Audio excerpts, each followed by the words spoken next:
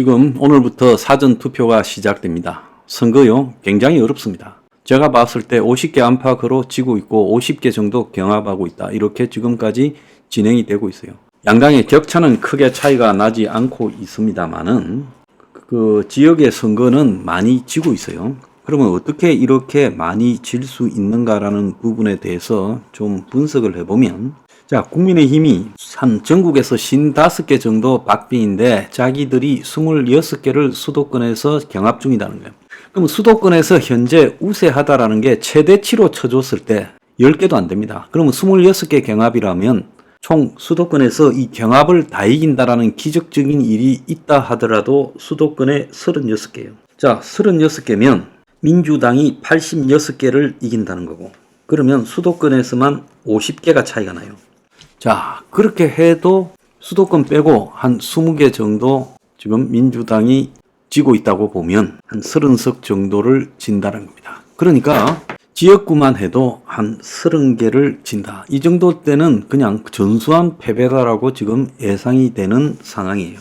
그래서 듣기는 불편하겠지만 많이 지고 있다. 여론조사의 오차다. 김어준이 하는 여론조사 꽃의 장난이다. 이렇게 자꾸 여길 필요가 없다라는 거예요.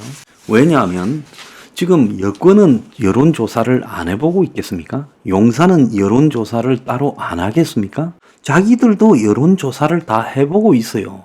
그런데 다급한 모습이 보입니까? 안 보입니까? 보이잖아요. 그러니까 자기들도 다 알고 있다는 겁니다.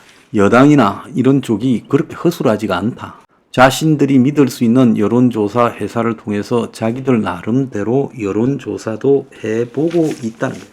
그래서 4월 10일 총선 마지막 여론조사의 정당 지지도를 보면 국민의 미래가 36.3 평균이, 그리고 더불어민주연합이 34.4, 그런데 조국혁신당이 12.8이 나온다는 거예요. 그래서 이게 비례가 아니라 전체 야권에 대한 지지가 이렇게 나오고 있다는 겁니다. 조국혁신당은 비례에서 14석까지 얻을 걸로 보이고, 국민의 미래는 최대 16석, 그리고 더불어민주당은 10석 정도를 얻을 걸로 보여요. 최대. 그러니까 야당이 24석, 국민의 미래가 16석. 그러니까 비례에서도 밀리고 지역에서도 밀린다라는 겁니다.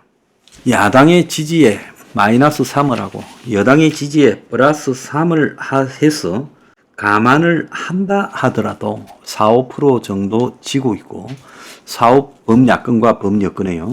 그래서 4, 5% 정도 지고 있다면 결국은 몇 석쯤 지느냐? 30석 이상 지게 될 거라는 거예요. 무슨 말씀인지 아시겠습니까? 9% 정도 지게 되면 한 60석 이상 지게 될 거예요. 4, 5%이기 때문에 한 30석이다. 굉장히 보수적으로 제가 말씀드리는 겁니다. 자, 그래서 지금 경합 중인 수도권에서 10개 정도는 우세해서 이긴다 칩시다. 서울, 경기, 강원에. 경합 중인 26건을 다 이긴다 해도 36군데밖에 안 되고 수도권에서만 50개가 차이 난다는 겁니다. 그럼 비례대표하고 총 30개 이상 지게 되는 것은 확실하죠. 근데 이 정도 진 것은 굉장히 선방에 해당된다. 그래서 제가 마지막까지 울고 다니고 마지막까지 사과하고 마지막에 의사정원에 대해서 합의해야 된다고 말을 하는 겁니다. 그래야 최악의 상황을 면할 수 있다. 이런 이야기가 듣기 싫겠지만은, 듣기 싫더라도 며칠 뒤에는 입증될 건데, 그래서 기적적으로 여권이 이겼다, 과반수를 넘겼다, 이런 일이 생기기가 거의 불가능한 상황이다. 그래서 대패를 하느냐, 소패나 중패를 하느냐라는 그 갈림길에 소패나 중패를 하게끔 도와줘야 된다라는 이야기가 제가 하는 거예요.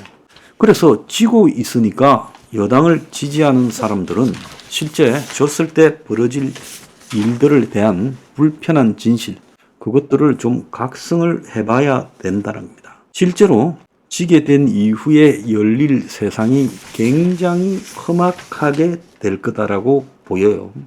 여론조사가 무슨 약을 빨지 않았으면 마지막 여론조사에 보면 서울에서, 여기는 조선일보, 중앙일보, 문화일보, 내일야한 같은 보수 언론이 한 게 더 많습니다. 그런 데서 엉터리 여론조사를 했겠어요?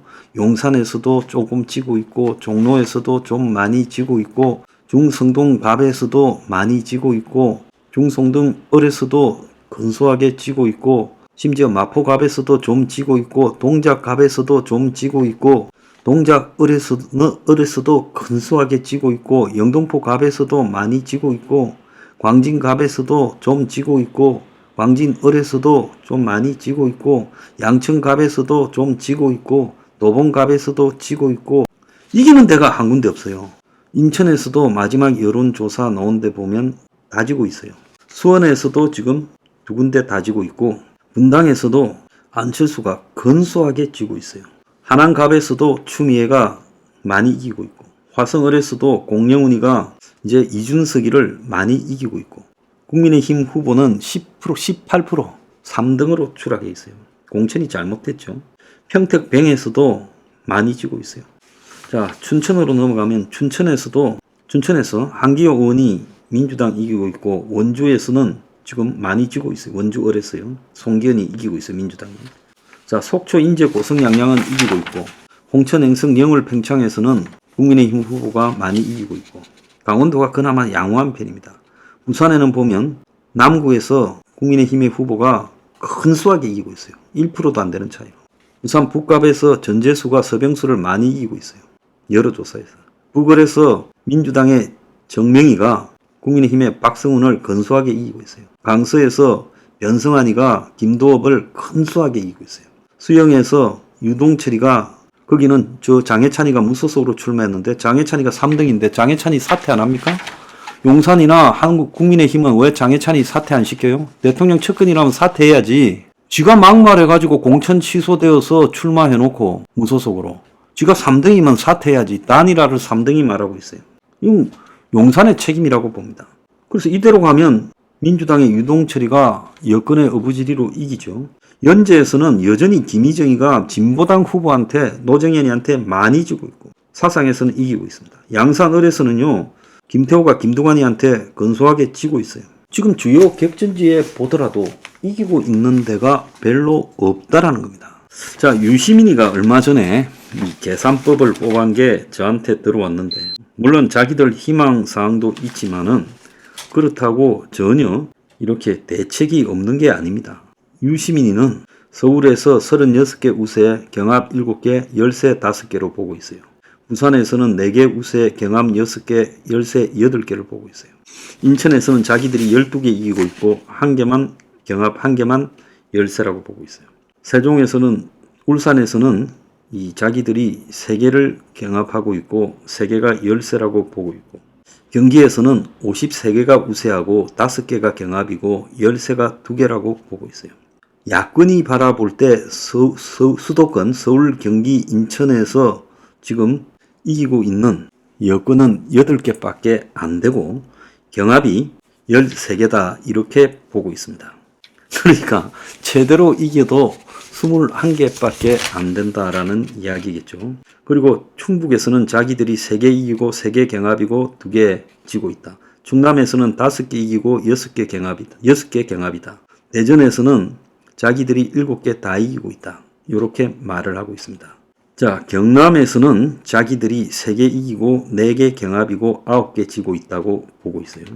그리고 울산에서는 자기들이 3개 이기고 3개가 열세다라고 보고 있습니다. 그래서 민주당이 유시민이 자기들 내부에 예측을 한 걸 보면 174석이 나오고 여기에 비례대표까지 얹으면 180석이 민주당이 나올 거고 조국당이 비례 15석이 나올 거고 국민의힘과 국민의미래는 합쳐가지고 92석이 나온다는 거예요. 지역이 76 그리고 비례가 16. 자, 그래서 범진보하고 보수진영이 204대 96이라고 이야기를 하고 있습니다. 이게 지금 야권이 생각하는 계산이에요. 저는 이 계산이 틀렸다고 봅니다. 이것보다는 조금 더 선전하겠지만 그렇다고 더 많은 곳에 서울, 경기, 인천, 충청이 거의 뻔한데 더 나올 데가 별로 없다라는 답답함도 있다는 거예요. 뭐 PK, TK 빤하지요. 그 다음에 충청도 또 빤해요. 그렇기 때문에 강원도도 빤하고 그래서 수도권 빼고 더 나올 데가 별로 없다라는 데서 이 불행이 있다는 겁니다. 만약에 이번에 이제 압승을 하게 되면 윤 정권은 무너질 거예요. 만약에 180석, 190석까지 범좌파가 가도 윤 정권은 제가 못 견딜 거라고 보고 있습니다. 그리고 국민의힘 내부에서도 윤 정권에 반발하는 세력이 나올 거라고 보고 있어요. 그렇기 때문에 이 정권 붕괴가 올 수 있다. 그리고 경제적으로 완전히 그립이 무너지면서 지금 부채, 가계부채, 부동산 PF 부채, 기업 부채가 지금 터져 나오게 될 거다라고 보고 있고, 그래서 경제가 급속히 악화될 거다라고 보고 있습니다. 나아가서 지금 트럼프 당선이 유력해지면서 미국과의 안보 동맹도 지금 흔들릴 거라고 보고 있어요. 그런 상황에서 한국의 정권이, 보수 정권이 흔들리면 결국 트럼프가 북한과 딜을 치고 주한미군을 철수하는 부분에서도 제대로 대응하지 못하게 될 거다. 자, 이것이 지금 앞으로 벌어질 진실이라는 거. 그거 알고 투표는 똑바로 해라는 겁니다.